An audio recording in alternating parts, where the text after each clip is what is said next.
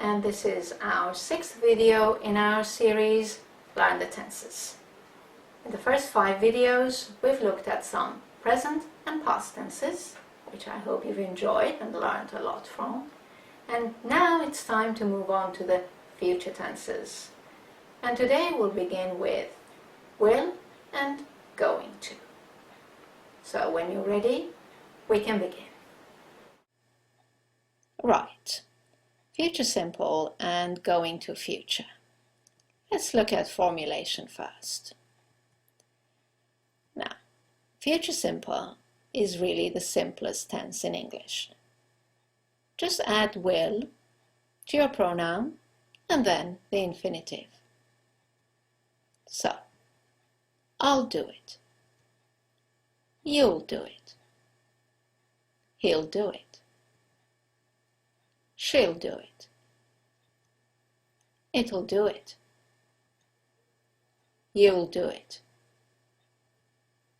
We'll do it. And finally, they'll do it. You notice that will contracts to l. Let's look at the formulation of the going to future. For going to future, you simply conjugate the verb to be, then add going to, and then the infinitive. Let's have a look. I'm going to do it. You're going to do it. He's going to do it.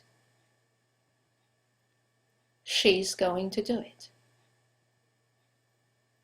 It's going to do it. You're going to do it. We're going to do it. And finally, they're going to do it. Let's move on to usage now. Future simple. Future simple has 2 main usages.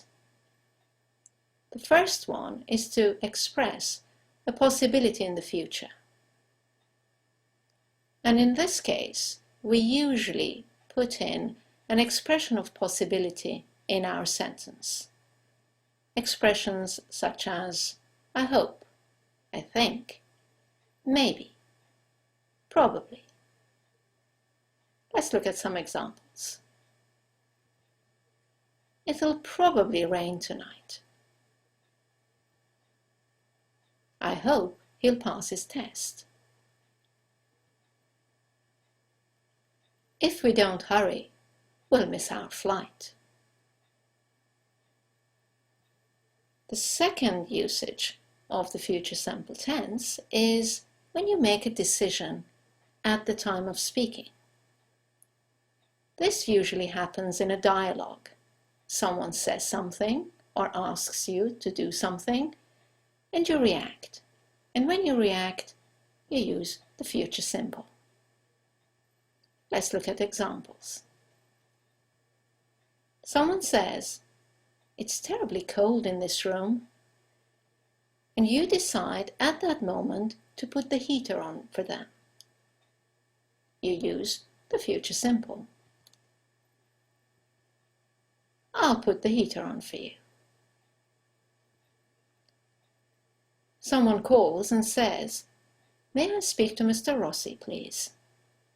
You decide that you'll put them through to Mr. Rossi, and you'll say, "Hold on, I'll put you through." Let's look at another example. Someone says to you, "I'd love to see the town." Having heard this, you decide to show them around. So you say, "Really? Okay, I'll show you around." Now, let's look at the usage of the going to future. Again, there are 2 main usages. The first one is to indicate some form of certainty for the future, something that's certain to happen. Let's look at some examples. Look at those black clouds. It's going to rain any minute. He has studied really hard. He's definitely going to pass his test. The roads are all blocked. We're going to miss our flight. Let's look at the second usage of the going to future. When you talk about a decision or a plan you have made before the time of speaking. For example, I'm cold. I'm going to put the heater on.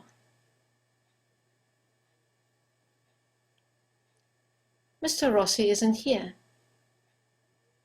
I'm going to put you through to his assistant. I know you want to see the town. I'm going to show you around. Let's compare the two tenses for each usage. Let's look at the first usages of will and going to. As you will remember, will was to express a possibility, and going to was to express certainty. Let's compare the examples. It'll probably rain tonight. We're not sure. Compare that with, look at those black clouds. It's going to rain any minute. It's certain. There is no doubt. The next example was, I hope he'll pass his test, but I'm not sure. Compare that with, he has studied really hard. He is definitely going to pass his test. The word definitely underlines the certainty in this tense. And the final example was, if we don't hurry, we'll miss our flight. There's a possibility of missing your flight. However, if the roads are all blocked, and there's certainty that you will miss your flight, you will say, we're going to miss our flight. There's no doubt. Let's look at the second usages of the two tenses and compare them. Will was for a decision at the time of speaking, whereas going to was for a decision made before the time of speaking. Let's compare the examples. In the dialogue, someone said, "It's terribly cold in this room." And your reaction was, "I'll put the heater on for you." Whereas if you're cold yourself and you decide to put the heater on, then you can tell the listener, "I'm cold. I'm going to put the heater on." You made this decision before you spoke to him or her. Our second example was, on the phone, someone said, "May I speak to Mr. Rossi, please?" And you decided to connect them, so you said, "Hold on, I'll put you through." But Mr. Rossi wasn't there, so you decided that you would put them through to his assistant, and you told them so. "Mr. Rossi isn't here. I'm going to put you through to his assistant." And our final example was, someone said, "I'd love to see the town." You reacted in the dialogue by saying, "Really? Okay, I'll show you around." Whereas in the going to example, you already knew that they wanted to see the town, and you had decided to show them around. So you said, I know you want to see the town. I'm going to show you around. Well, that should have clarified the differences between will and going to for you. Before we move on, I'd just like to point out two words that you will come across quite often. One is shall, and the other is gonna. Now, shall is a very formal word if used for the future tense. It goes with the pronouns I and we. But if you use it, you will sound quite formal. You will be correct, but formal. So you might hear, or you might say in a formal situation, instead of I'll see you later, you can say I shall see you later. We'll discuss this tomorrow. If you want to sound more formal, you could say we shall discuss this tomorrow. Gonna is the opposite. It's a very informal expression and it's just a contracted form of going to. It's only appropriate in informal spoken contexts. So instead of I'm going to watch a film tonight, you could say, or you could hear, I'm gonna watch a film tonight. They're going to buy a new car.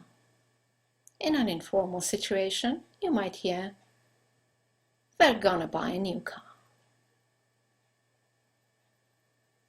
Right then, let's look at the common mistakes. The most common mistake is using will instead of going to, and vice versa. So we're going to do an exercise. We're going to look at 4 situations and get you to decide which tense would be better. Let's look at the first example, and you will decide which answer, which reaction sounds better. Someone says, I'm sorry, I can't hear you. Would you say, okay, I'll speak louder? Or would you say, okay, I'm going to speak louder?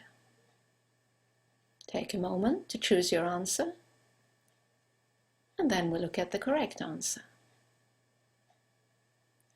That's right.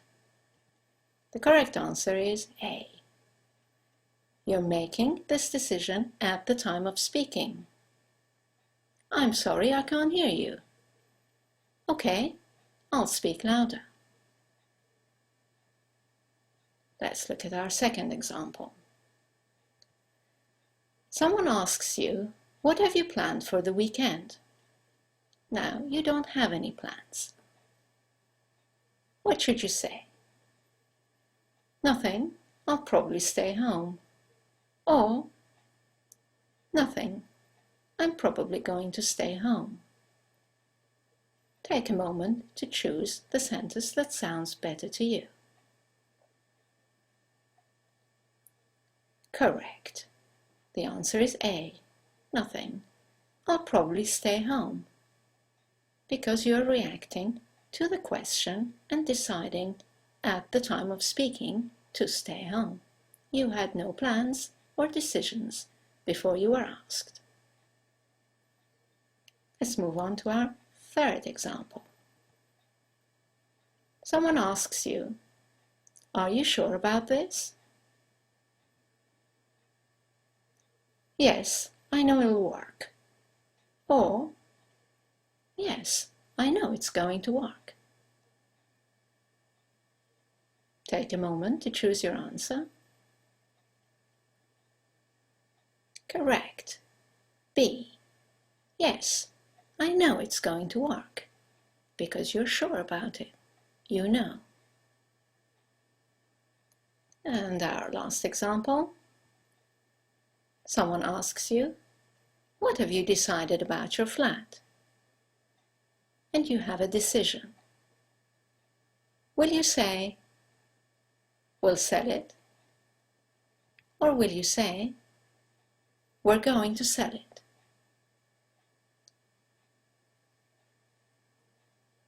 Correct.